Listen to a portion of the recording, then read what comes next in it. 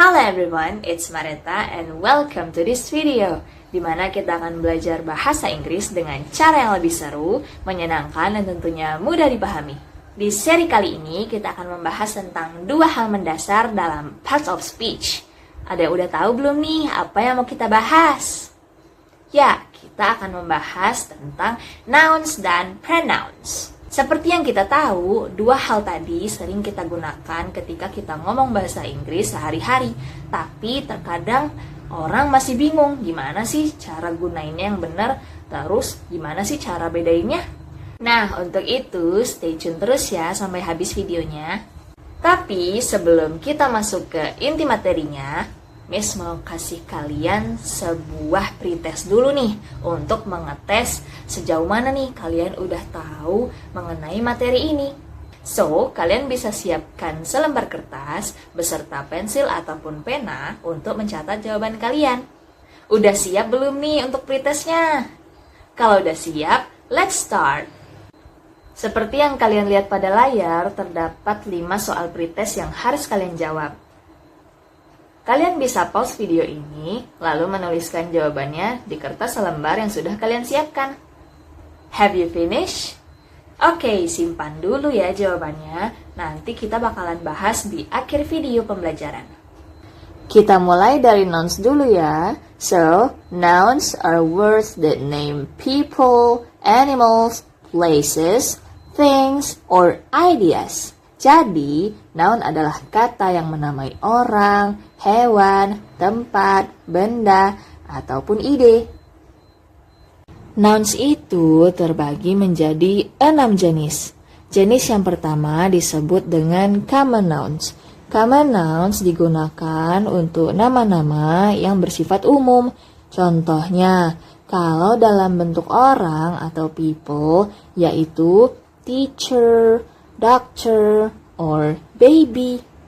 Kalau dalam bentuk hewan atau animals, contohnya seperti zebra, crocodile, or bird. Kalau dalam bentuk tempat atau places, contohnya seperti beach, park, or library.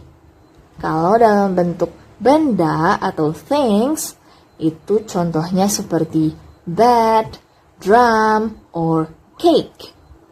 Dan yang terakhir, kalau bentuknya itu ide atau ideas, contohnya seperti happiness, loneliness, or kindness. Jenis yang kedua adalah proper nouns. Proper nouns merupakan nama-nama yang bersifat khusus atau lebih spesifik lagi. Kalau dalam bentuk nama orang seperti Beyonce, Lalisa Manoban, or Santa Claus, atau mungkin nama-nama Indonesia seperti Jono, Tono, Putri, Sarah, dan lain sebagainya. Oh iya, nama kamu dan nama temanmu juga termasuk proper nouns loh. Nama-nama negara dan orang-orang yang berasal dari negara tersebut juga termasuk ke dalam proper nouns. Contohnya seperti negara Amerika, yang orang-orangnya disebut dengan American. Begitupun juga dengan negara India, yang orang-orangnya disebut dengan Indian, serta negara Jepang, yang orang-orangnya disebut dengan Japanese. Proper nouns juga berlaku ke nama-nama kota, nama bangunan, dan juga landmark, seperti Hong Kong, Egypt, atau Tokyo. Terus juga untuk bangunannya seperti The Great Wall of China, or the Statue of Liberty, dan lain sebagainya. Nama-nama hari dalam 1 minggu, serta nama-nama bulan dalam 1 tahun juga termasuk ke dalam proper nouns loh. Contohnya ya, seperti yang kita tahu, nama-nama hari yaitu Sunday, Monday, Tuesday, Wednesday, Thursday, Friday, dan Saturday.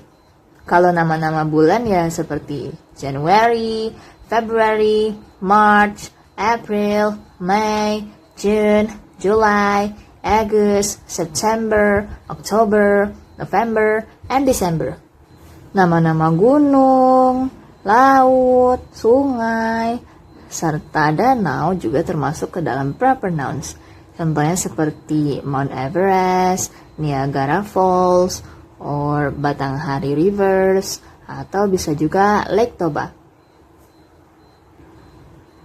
Yang terakhir, nama-nama festival seperti hari-hari spesial atau hari libur juga termasuk ke dalam proper nouns. Seperti Valentine's Day, Father's Day, or maybe Halloween, atau New Year's Day. Jenis yang ketiga yaitu singular nouns. Kalau kita berbicara soal singular, itu berarti artinya satu. Kalau nounnya cuma satu, kita biasanya pakai atau an. Nah, kalian udah tahu belum nih, apa bedanya penggunaan dan an? Kalau di sini kita gunakan sebelum bunyi konsonan. Contohnya seperti a cat. Nah, di sini yang di dalam kata cat itu termasuk ke dalam bunyi konsonan. Makanya di depannya dipakaikan Sama juga seperti a banana, a teacher, dan lain sebagainya. Sedangkan an ini digunakan sebelum bunyi vokal. Contohnya seperti an apple. Di sini apple itu kan awalnya termasuk ke dalam bunyi vokal. Jadi sebelum kata apple digunakanlah an. Begitu juga dengan an egg, an umbrella, dan lain sebagainya. Tapi kita harus ingat ya, yang penting itu bunyinya, bukan hurufnya. Karena ada beberapa pengecualian nih. Contohnya seperti an hour.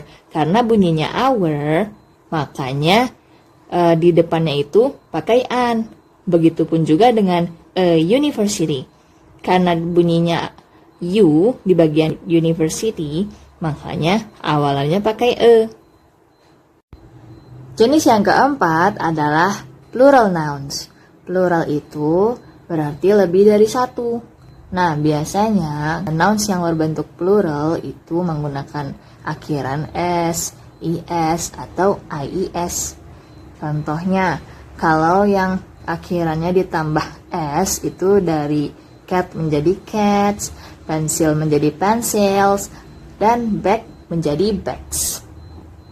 Dan kalau akhirannya ditambahkan dengan is, itu biasanya yang berakhiran s, x, zah, syah, syah, atau o. Contohnya seperti dari bus menjadi buses, dari box menjadi boxes, dari brush menjadi brushes, dari hero menjadi heroes, dari potato menjadi potatoes. Kalau yang akhirannya ies itu misalnya dari baby menjadi babies, dari cherry menjadi cherries, dari dictionary menjadi dictionaries, terus dari fairy menjadi fairies, dan lain sebagainya. Tapi kalau misalkan terdapat sebuah huruf vokal yang berada di sebelum y, itu gimana ya? Nah, dalam kasus ini ya cuma ditambahin s aja kayak bentuk biasa. Misalnya dari kata key menjadi keys, terus dari kata tray menjadi trays, ada juga dari kata cowboy menjadi cowboys.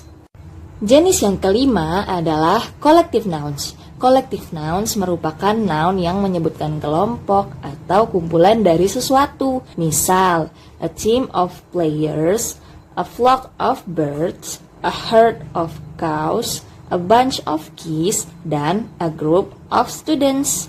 Meskipun bentuknya tunggal, tapi maknanya tetap banyak ya. Jenis yang keenam adalah gender nouns. Ternyata ada juga loh noun yang menunjukkan gender atau jenis kelamin. Nah, di dalam tipe ini itu terbagi lagi menjadi 4. Yang pertama adalah maskulin atau gender yang berhubungan dengan laki-laki. Contohnya man, actor, king. Lalu yang kedua adalah feminine atau yang berhubungan dengan perempuan seperti woman, actress, queen. Selanjutnya adalah common gender atau dua-duanya bisa jadi itu menunjukkan perempuan, bisa jadi juga laki-laki. Contohnya seperti teacher, doctor, student, dan lain sebagainya. Kemudian ada juga yang termasuk ke dalam neuter atau benda yang tidak punya gender. Contohnya seperti table, book, car, dan lain sebagainya. Sekarang kita lanjut ke materi yang kedua. Selanjutnya kita akan membahas tentang pronouns. Jadi, sebuah pronoun adalah sebuah kata yang menggantikan common noun dan proper noun. Dan dalam hal ini terdapat banyak sekali jenis-jenis pronouns.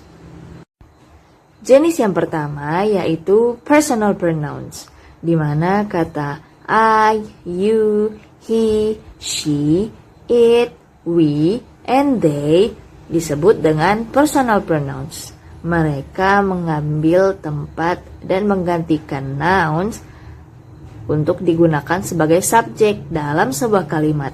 Contohnya seperti I am a teacher, he is a soldier, she is beautiful, atau bisa juga they are very kind, dan lain sebagainya. Selain itu, kata seperti me, you, him, her, it, us, and them juga termasuk personal pronouns, tapi mereka menggantikan nouns sebagai objek dalam sebuah kalimat. Contohnya adalah I am standing on my head. Look at me. Nah, di sini kata me menggantikan I supaya kalimatnya tidak berulang-ulang. Contoh lain seperti my mother is kind. Everybody likes her. Kata her di sini menggantikan kata my mother. Nah, seperti yang kita lihat pada layar, terdapat 3 jenis pengelompokan pronouns, yaitu first person, second person, and third person. Nah, kalau dari segi orang yang berbicara, yang sedang berbicara, itu disebut dengan first person. Nah, kata ganti untuk first person itu adalah I atau me dalam bentuk singular, sedangkan dalam bentuk pluralnya ada we or us. Nah, kalau posisinya adalah orang yang diajak bicara, itu disebut dengan second person atau orang kedua. Di sini kata ganti untuk second person yaitu you. You ini bisa dipakai dalam bentuk singular ataupun plural. Lalu dilanjutkan dengan orang atau bisa juga hewan atau benda yang sedang dibicarakan. Itu termasuk ke dalam orang ketiga. Kata ganti untuk orang ketiga adalah he or him, she or her, atau it. Itu adalah contoh-contoh dalam bentuk singular. Kalau dalam bentuk plural, contohnya adalah they or them. Sebagai informasi tambahan, kata I selalu menggunakan huruf kapital, baik dia mau di awal kalimat ataupun di tengah kalimat atau sebagainya. Lalu kata ganti he itu hanya digunakan untuk laki-laki atau bisa juga pria. Nah, sedangkan she hanya digunakan untuk wanita atau perempuan. Sedangkan it itu biasanya digunakan untuk benda atau hewan. Tapi ada pengecualiannya nih. Kalau hewannya betina bisa dipakaikan dengan kata ganti she or her. Kalau hewannya jantan bisa dipakaikan dengan kata he or him. Jenis yang kedua yaitu reflexive pronouns. Reflexive pronouns dipakai ketika subjek dan objek dalam kalimat adalah orang yang sama. Dengan kata lain, dia mengacu kembali pada dirinya sendiri. Jenis-jenisnya yaitu seperti myself, yourself, himself, herself, itself, ourselves, yourselves, themselves. Kalau contohnya di dalam kalimat yaitu seperti I made this cake myself. Be careful with the knife, you will cut yourself. Atau bisa juga, we organize the party all by ourselves. Dan lain sebagainya. Kalian juga bisa melihat di dalam tabel berikut sebagai reminder kalian. Jenis yang ketiga yaitu interrogative pronouns. Interrogative pronouns adalah kata ganti yang digunakan untuk membuat pertanyaan, terutama tentang orang atau benda yang belum kita ketahui. Jenis-jenis dari interrogative pronouns yaitu seperti who, whom, whose, what, which. Misalnya untuk kata who seperti who is he talking to? Atau who are those people? Kalau dalam bentuk whom bisa seperti whom are you playing with? Or whom is he talking to? Kalau dalam bentuk which, kalimat tanyanya bisa seperti which of these bags is yours? Atau which do you prefer? Kalau dalam bentuk whose, kalimat tanyanya seperti whose is this umbrella? Atau bisa juga whose are these gloves? Kalau dalam bentuk what, ya kalian udah pasti tahu dong, banyak sekali kalimat tanya yang dalam bentuk what. Seperti what is your cat's name? What are you talking about? Atau what is the time? Jenis yang keempat adalah demonstrative pronouns. Demonstrative pronouns digunakan untuk menunjukkan benda atau orang berdasarkan jarak. Apakah benda itu dekat ataupun benda itu jauh. Jenis-jenisnya ya seperti kalau bendanya satu dan jaraknya dekat, itu disebut dengan this. Kalau bendanya satu tapi jaraknya jauh, itu disebut dengan that. Nah, sedangkan kalau bendanya banyak dan jaraknya dekat disebut dengan these. Kalau bendanya banyak tapi jaraknya jauh disebut dengan those. Nah, itu adalah perbedaan-perbedaannya. Kalau dalam kalimat contohnya seperti this is my house. Ada juga contohnya seperti these are sheep. Ada juga contohnya seperti those are goats. Kalau dalam bentuk kalimat tanya seperti what is this? Atau bisa juga dalam kalimat yang menggunakan tanda seru seperti hi Jane, this is Michael. Nah, itu adalah contoh-contohnya. Kalian bisa lihat di dalam notes ini sebagai pengingat kalian. Oke, sekarang kita masuk ke bagian yang penting banget untuk diingat, yaitu common mistakes atau kesalahan umum yang sering dilakukan oleh banyak orang ketika memakai nouns dan pronouns. Bagian ini penting karena kalau kamu tahu kesalahannya, kamu bisa langsung menghindarinya. Kita review mistake yang pertama. Banyak orang yang salah memilih pronoun dan akhirnya verbnya juga ikutan salah.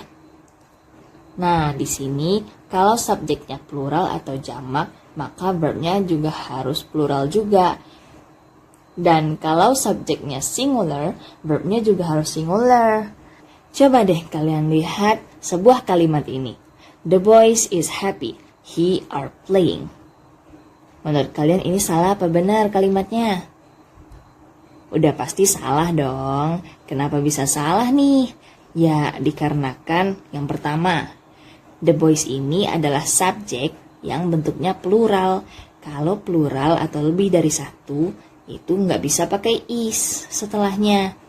Nah, yang kedua kesalahannya yaitu he.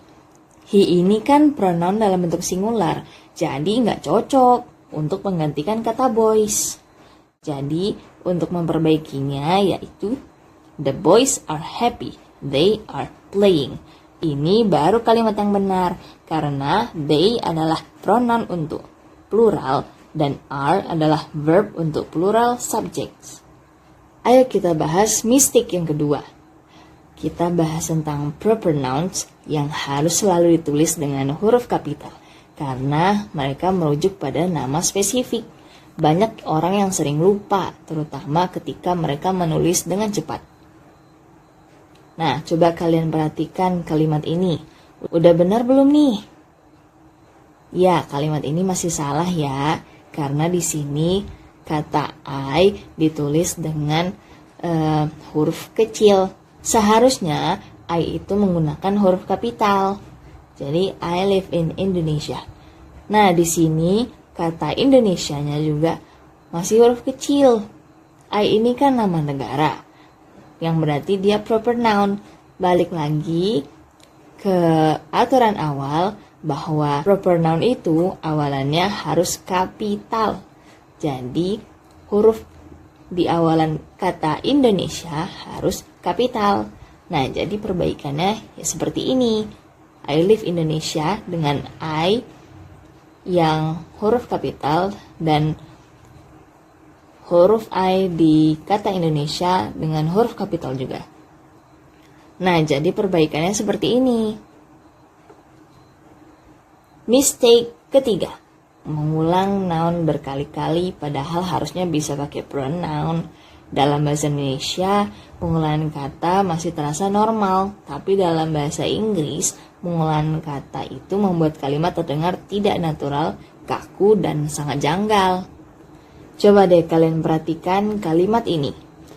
John saw John's teacher and John said John was tired.